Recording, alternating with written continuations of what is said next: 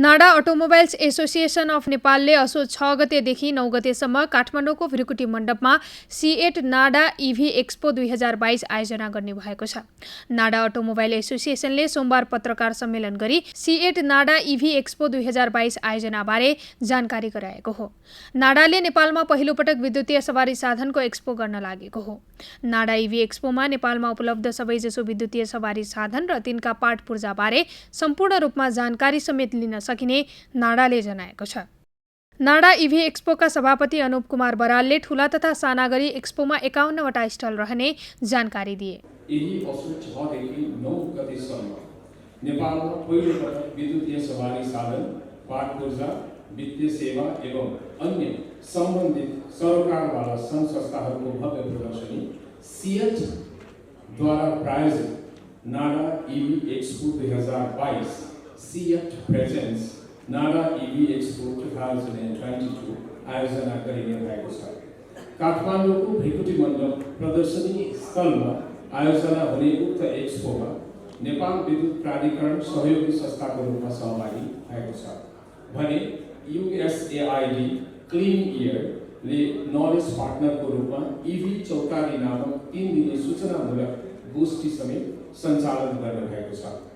एक्सपोको शीर्ष प्रायोजक title sponsor CEAT tyre रहेको छ भने सहप्रायोजनमा सीकर इन्स्योरेन्स कम्पनी लिमिटेड तथा डिजिटल पेमेन्ट पार्टनरमा खल्ती एप रहेको छ।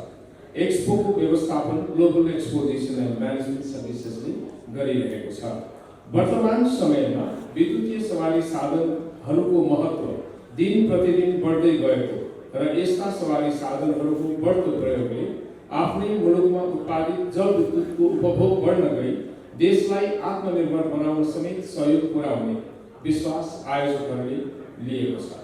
वातावरण मैत्री विद्युतीय सवारी साधनको अपरिहार्यतालाई मनन गर्दै आयोजना गर्न लागि सिएट प्रेजेन्ट्स नाडा इभी एक्सपो 2022 मा ठूला तथा साना गरी 51 वटा स्टल र ब्लकहरू रहनेछन्। एक्सपोमा 7 वटा ब्रान्डका 4 पाङ्ग्रे, एउटा 3 पाङ्ग्रे, 16 वटा ब्रान्डका 2 पाङ्ग्रे, 3 वटा ब्रान्डका टायर, 2 वटा ब्रान्डका ब्याट्री, 9 वटा पार्ट पूर्जा, ग्यारेज उपकरण कम्पनी एवं अटो पत्रिका तथा 4 वटा वित्तीय संस्थाहरूको सहभागिता रहेको छ।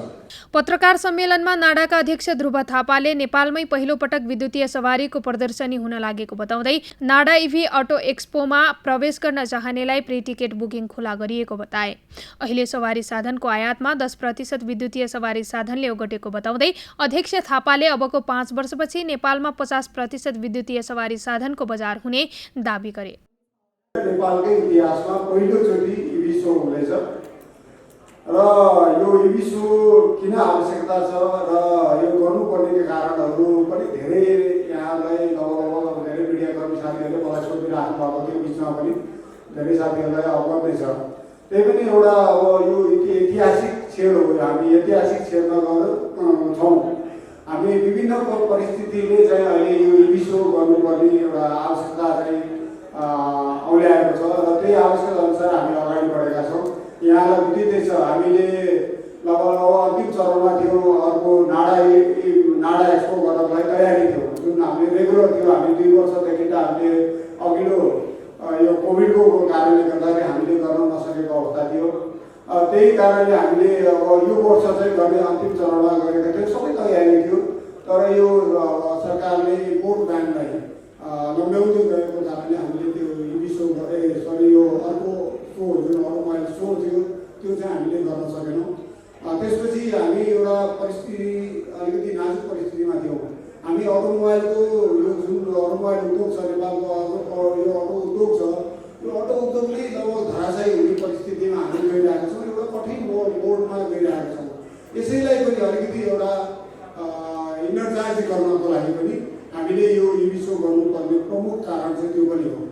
अहिले नेपालमा इभीको बढ्दो माग त यहाँलाई थाहा छँदैछ। अब हाम्रो सप्लायरहरू हामी मध्ये थुप्रै साथीहरू हुनुहुन्छ। उहाँले डिमान्ड धेरै छ तर डिमान्ड अनुसार अहिलेको सप्लाई गर्न सकिरहेको भएको छैन। नेपालमा मात्रै होइन अब यो संसारै ग्लोबली नै यो प्रब्लम चाहिँ छ किनभने डिमान्ड अनुसारको सप्लाई हुन सकेको छैन। र अब अहिले जुन नेपालको परिप्रेक्ष्यमा हेर्ने हो भने पनि यहाँ माग चाहिँ बढ्दो क्रममा छ।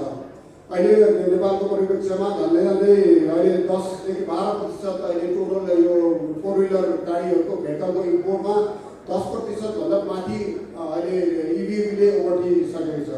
हामीले अपेक्षा गर्छौँ सायद यो 5-6 वर्षमा त 50% भन्दा बढी चाहिँ अब इभीको मार्केट हुनेछ नेपालमा। त्यो हिसाबले जुन ग्रोथ भइरहेको छ त्यसलाई मध्यनजर गरेर पनि अब हामी इभी सो पनि जानुपर्छ, किनभने जनअपेक्षा त्यो खालको छ, इभीप्रति बढी अभिरुचि छ भन्ने हिसाबले पनि हामी यो इभी सो गर्न गइरहेका छौँ।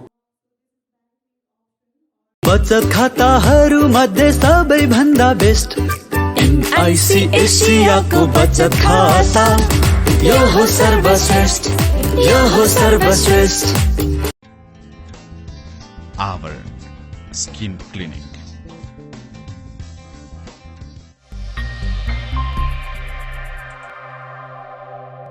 सरकारको अटोमोबाइल तथा विद्युतीय सवारी साधन सम्बन्धी नीतिहरू अस्थिर रहेको आरोप लगाउँदै अध्यक्ष थापाले पछिल्लो 2 वर्षमा 4 पटक विद्युतीय सवारी साधनको भन्सार महसुल तथा राजस्वमा परिवर्तन भएको जिकिर गरे।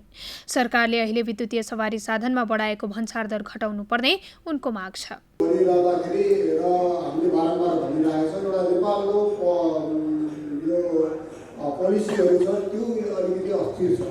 यहाँलाई थाहा छ अहिले विगत झन्डै 2 वर्षको पिरियडमा 4 पटक चाहिँ यो इभीको ड्युटीहरूमा यो महसुलहरू भन्सार महसुलहरूमा यो एक्साइज ड्युटीहरूमा चाहिँ फेरबदल गरिएको छ, जसले गर्दाखेरि आगामी दिनमा के हुने हो भन्ने कुरा हामीले अस्थिर छौँ। हामी लगानी गर्छौँ, व्यवसाय गर्छौँ, तर अहिले एउटा रेटमा मगाइरहेको हुन्छौँ, केही समयपछि त्यो भन्सारमा आइ नहुँदै अर्को रेट हुन्छ कि भन्ने कुरा हामीले डर छ। त्यो अवस्थामा हामीले इन्भेस्ट गरिराख्नु परेको अवस्था छ। जुन अहिले ज्वलन्त उदाहरण अहिले नै अब इभीको जुन मूल्यमा भारी मात्रामा वृद्धि भयो त्यसले त्यो खालको अलिकति त्यसले अप्ठ्यारो बनाएको छ।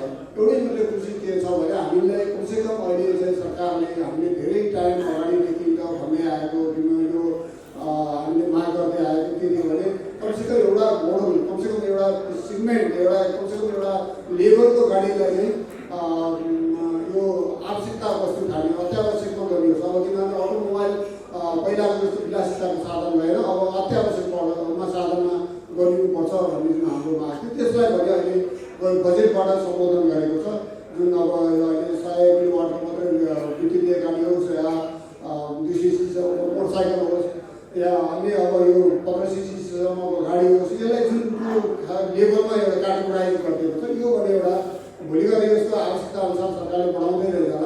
तर योलाई जुन स्ट्यान्डर्ड जुन मेन्टेन गर्छ यो अत्यावश्यकमा भनेर जुन सरकारले ड्युटी बढाएन त्यो भने हामीलाई खुसीको कुरा छ।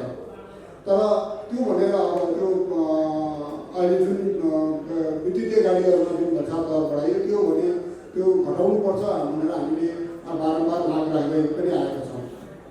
त्यही भएर अब अलिकति यो स्पष्ट र स्थिर एउटा नीतिको हामीलाई खाँचो गरेको छ।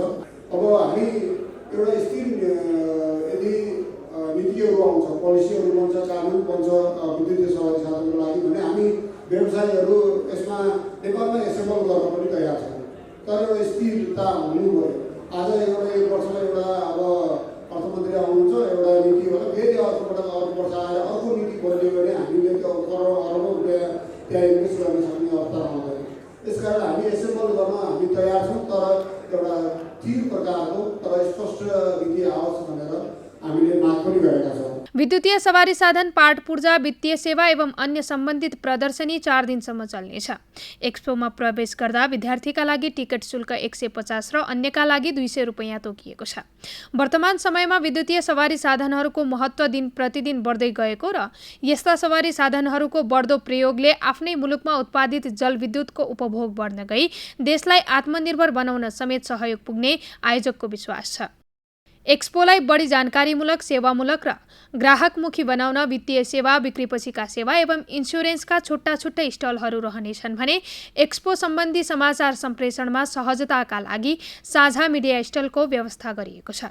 नाडा इभी एक्सपोमा लगभग 40,000 आगन्तुकहरूले अवलोकन गर्ने आयोजकको विश्वास छ।